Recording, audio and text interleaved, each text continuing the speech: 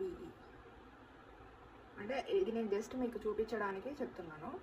And ఇప్పుడు ఏం చేస్తామంటే మనకి దీనికి మన ఫోటోగ్రఫీ కాబట్టి మనకు ఒక ఎలిమెంట్ అనేది కావాలి ఫోటోగ్రఫీకి రిలేటెడ్. సో ఇక్కడ నేను కెమెరా అని కొడతాను. సో సెర్చ్ కొడతాను. సో ఇక్కడ కొన్ని ఎలిమెంట్స్ అనేది మీకు కనిపిస్తుంది.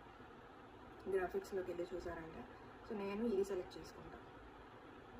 అండ్ ఇక్కడ మీరు చూసినట్లయితే ఆ రీల్ అనేది వెనక్కుంది. నాకు బి అయితే వెనక్కి పోవాలి కానీ ఈ ముందర ఉండాలన్నమాట. ఐ మీన్ ఆ ఫిల్మ్ ఏదైతే ఉందో అది బీకి ముందర ఈకి వెనక, బీకి ముందర ఈకి వెనక ఉండాలి. సో నేను ఏం చేస్తానంటే ఇక్కడ క్లిక్ చేసి ఇక్కడ లేయర్ అని ఉంటుంది కదా, లేయర్ క్లిక్ చేసి సెండ్ టు బ్యాక్ అని కొడతాను బీ.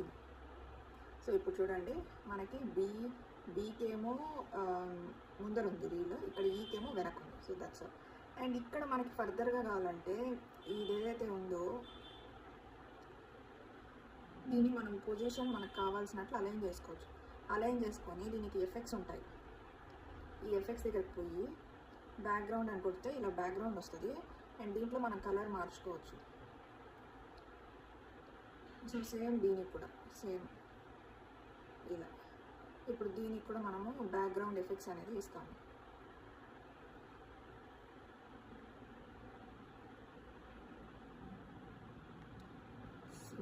అనమాట. సో ఇలా మీరు సింపుల్గా ఒక లోగో అనేది క్రియేట్. అండ్ ఇక్కడ మనకి ఏమంటే ఈ చూడండి పైకి ఉంది. సో దీన్ని మనము వెనక్కి పంపించాలి.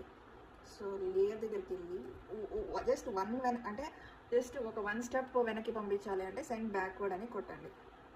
సో ఇప్పుడు ఇది బ్యాక్వర్డ్కి వెళ్ళిపోయింది. సో ఇలా మన సింపుల్గా ఒక లోగో అనేది, అంటే ఇలా చాలా మెథడ్స్ ఉంటాయన్నమాట, చాలా ఎలిమెంట్స్ ఉంటాయి. మీ ఓన్ ఎలిమెంట్స్ అప్లోడ్ చేసుకోవచ్చు. ఇక్కడ అప్లోడ్ అనే సెక్షన్ ఉంది కదా, మీ ఓన్ ఎలిమెంట్స్ కానీ ఇమేజెస్ కానీ ఇంకా ఇలా చాలా ఉంటాయి, అది అప్లోడ్ చేసుకోవచ్చు. అండ్ ఆ టెంప్లెట్స్ ప్రీ ఎగ్జిస్టింగ్ లోగోస్ ద్వారా కూడా చేసుకోవచ్చు. సో ఐ హోప్ మళ్ళీ మీరు అన్నీ అయిపోయినాక ఇక్కడికి వెళ్ళి మీరు డౌన్లోడ్ అనేది చేసుకోవచ్చు అనమాట.